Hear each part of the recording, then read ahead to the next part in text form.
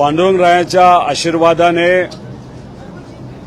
श्री क्षेत्र पंढरपूरला शेतकऱ्यांबरोबर अन्नत्याग आंदोलन जे आम्ही केलं होतं व त्याच्याचबरोबर सर्व शेतकऱ्यांच्या पाठिंब्याने छत्रपती संभाजीनगरमध्ये जे एक मोठं आंदोलन आणि रास्ता रोको तिथं केलं होतं त्याला अखेर यश आलं असं आपल्याला म्हणावं लागेल। सुरुवातीला आपल्या सगळ्यांना माहीत असेल सरकारकडनं सांगण्यात येत होतं अशी कुठलीही जाचक अट नाहीये ज्याच्यामुळे शेतकऱ्याला नुकसान होईल, पण आम्ही आपल्या माध्यमातून या सरकारला अनेक वेळा सांगून दिलं की 2019 ची अट जी तुम्ही टाकली आहे 50,000 रुपयाची मर्यादा जी तुम्ही टाकलेली आहे त्याच्यामुळे 36 लाख शेतकऱ्यांचं नुकसान होत होतं।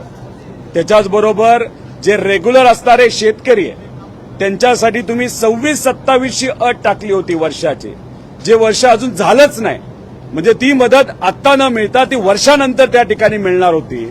आणि मग या अटी ज्या आधी सरकार मान्य करत नव्हतं, आंदोलन झाल्यामुळे उपोषण झाल्यामुळे आणि शेतकऱ्याकडनं मोठ्या प्रमाणात या अटी काढण्याची मागणी झाल्यानंतर आज अखेर या अधिवेशनामध्ये शेवटच्या दिवशी जे अंतिम आठवड्याचा प्रस्ताव होता त्याच्यावर उत्तर देत असताना मुख्यमंत्री साहेबांनी जाहीर केलं की 2019 ची अट आम्ही काढत आहोत, सर्वांनाच 2 लाखापर्यंतची कर्जमाफी होणार आणि जे रेग्युलर असणारे शेतकरी जे 14 लाख शेतकरी असतात त्यांना 26-27 ची जी अट टाकण्यात आली होती ती सुद्धा काढणार असं जे घोषित केलं।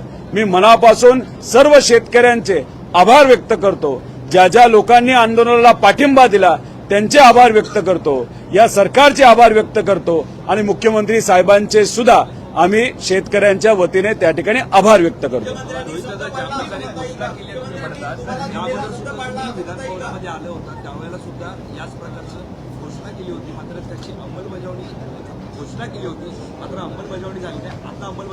नाही, अंमलबजावणी त्यांना करावीच लागेल, कारण का काल अंतिम आठवड्याच्या प्रस्तावाची सुरुवात करत असताना ती सुरुवात करण्याची संधी मला मिळाली आणि त्याच्यामध्ये कर्जमाफीबद्दल आम्ही डिटेलमध्ये काही आकडे सांगितले। हे आकडे आम्ही परदेशी साहेबांपर्यंत सुद्धा त्यांच्या ऑफिसपर्यंत पाठवले होते। मुख्यमंत्री साहेबांबरोबर जी आंदोलन झाल्यानंतरची चर्चा त्याच्यामध्ये सुद्धा या गोष्टी सांगितल्या होत्या। सुरुवातीला अटी नाहीयेत, कुठल्याही अटीचा शेतकऱ्यांवर नुकसान होईल असं सरकार तिथं सांगत होतं, पण आम्ही सातत्याने हे विषय त्या ठिकाणी मांडल्यामुळे कुठेतरी सरकारला मान्य करावं लागलं। जर त्या अटींमुळे त्रासच होत नसेल तर मग सरकारने त्या अटी का काढल्यात, आता का काढाव्या लागल्या? कारण का शेतकऱ्यांकडनं मोठ्या प्रमाणात या बाबतीतली मागणी होत होती आणि जो GR काढला होता त्याच्यामुळे 70% शेतकऱ्यांना नुकसान होत होतं, त्यामुळे सरकारला शेवटी आपल्या सगळ्यांच्या मागण्या या मान्यच कराव्या लागल्या। हे बघा, खरं तर आमची अपेक्षा होती की GR काढत असताना सुरुवातीलाच हा GR बिना अटीचा पाहिजे होता। 2019 ची अट नको होती। त्याच्याचबरोबर जे रेग्युलर असणारे शेतकरी आहेत त्यांना 26-27 ची अट नको होती, पण तरी सुद्धा ती अट टाकण्यात आली। आणि मग आम्ही जेव्हा तिथं आंदोलन करत होतो तेव्हा मुख्यमंत्री साहेबांकडनं आणि सरकारकडनं असं सांगण्यात येत होतं कुठल्याही अटीचा फटका शेतकऱ्याला बसणार नाही, पण मग आंदोलन आणि उपोषण केल्यामुळे त्यांना त्या गोष्टी मान्य कराव्या लागल्या आणि मग मान्य केल्यानंतर आम्ही आक्रमक पद्धतीने त्या गोष्टी मांडल्यानंतर आणि अनेक आमदारांनी हा मुद्दा मांडल्यानंतर हे सरकारला मान्य करावं लागलं। त्यामुळे मला हेच म्हणावं लागेल, ज्या लोकांच्या जनभावना आहेत, आम्ही केलेलं आंदोलन अनेक आमदारांनी मांडलेल्या मुद्द्यामध्ये या सरकारला मान्य करावं लागलं आणि जो काही त्या ठिकाणी चर्चा झाली त्याच्यावर शेवटी मुख्यमंत्री साहेबांना या सगळ्या गोष्टींसमोर ह्या ज्या अडचणीत त्या समजून घेऊन हा निर्णय त्या ठिकाणी घ्यावा लागला।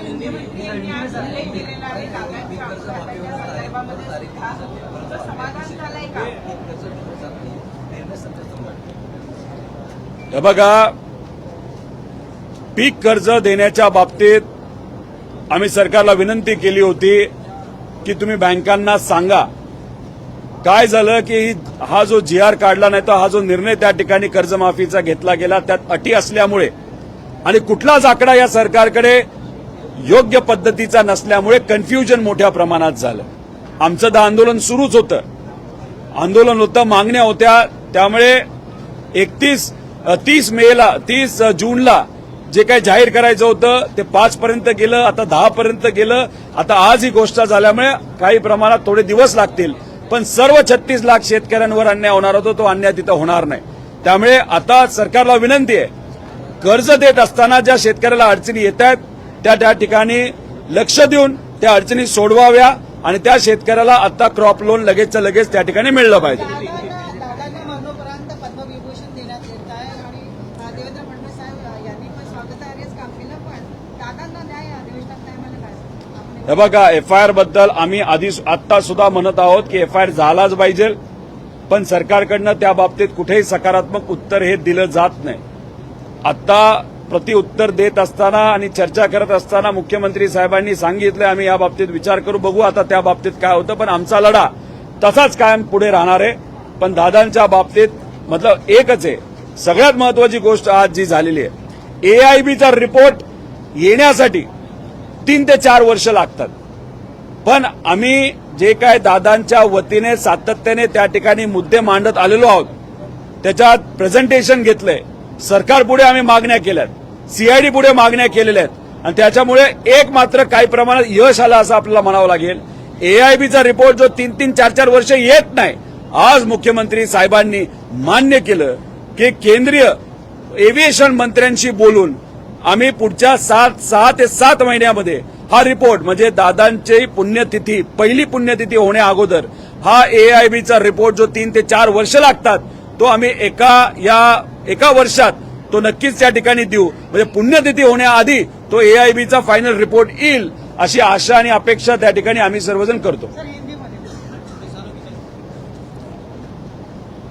देखो, विठोबा राया का आशीर्वाद से हमने एक जो आंदोलन किसानों के हित के लिए श्री क्षेत्र पंढरपुर में जो किया था, 3 दिन हमने वहां पे अन्न त्याग आंदोलन किया था. उसी के साथ छत्रपति संभाजी नगर में बहुत बड़ा किसानों का आंदोलन वहां पे किसान और हम सब ने मिलकर वहां पे खड़ा किया था. उसके बाद सरकार के साथ बहुत बार हमारी चर्चा हुई, अधिकारियों के साथ वहां पे चर्चा हुई और एक बहुत बड़ा प्रेशर इस सरकार के ऊपर वहां पे निर्माण हुआ था. और फाइनली कल जब अंतिम आठवड़ा प्रस्ताव जो हमारे सेशन में होता है उसमें बात करते वक्त हमने ये मुद्दा वापस एक बार वहां पे प्रस्तुत किया, किसानों की अड़चन वहां पे बताई, तो फाइनली आज आंसर देते वक्त शुरुआत में मुख्यमंत्री साहब कहते थे कि कोई भी वहां पे कंडीशन नहीं है जिसके कारण किसानों को अड़चन आएगी. फिर वहां पे हमने ये मुद्दा वहां पे प्रस्तुत करने के बाद फाइनली सरकार को ये मान्य करना पड़ा कि हाँ, ये जो कंडीशन है 2019 की ये थोड़ी सी डेंजरस है, इसके कारण बहुत सारे किसानों को वहां पे ये मदद नहीं मिल सकती. उसी के साथ जो रेगुलर किसान है उनके लिए जो 2026-27 की जो साल की अट थी वो भी निकालने की विनती वहां पे हमने की थी. ये दोनों जो अट है या कंडीशंस है सरकार ने आज वहां पे निकाली, तो कहा ना कहा तो भी जो किसान की एकजुट है, जो आंदोलन किसानों ने किया उसका आज विजय हुआ, ऐसे हम सब कह सकते हैं. दादा को मरणोपरांत पद्मविभूषण दिया जा रहा है और इसी अधिवेशन में न्याय मांगने के लिए आपने बार-बार प्रेस कॉन्फ्रेंस की. देखो, ये जो अवार्ड ये जो चीजें देना है तो दे दो, नहीं तो बाद में दे दो. पहला विषय क्या है, उनको न्याय मिलना चाहिए. इन्वेस्टिगेशन ट्रांसपेरेंट पद्धति से वहां पे होना चाहिए, वहां पे प्रॉपर कार्रवाई होना चाहिए. कुछ तो वहां पे इन्वेस्टिगेशन हो ऐसे हमको दिखना चाहिए, ऐसे तो कुछ भी नहीं दिख रहा. और अगर अवार्ड का विषय आज निकाला जा रहा है तो कहा ना कहा तो भी इन्वेस्टिगेशन पे पर्दा डालने की कोशिश कुछ लोग कर रहे हैं, ऐसे हमारा कहना है.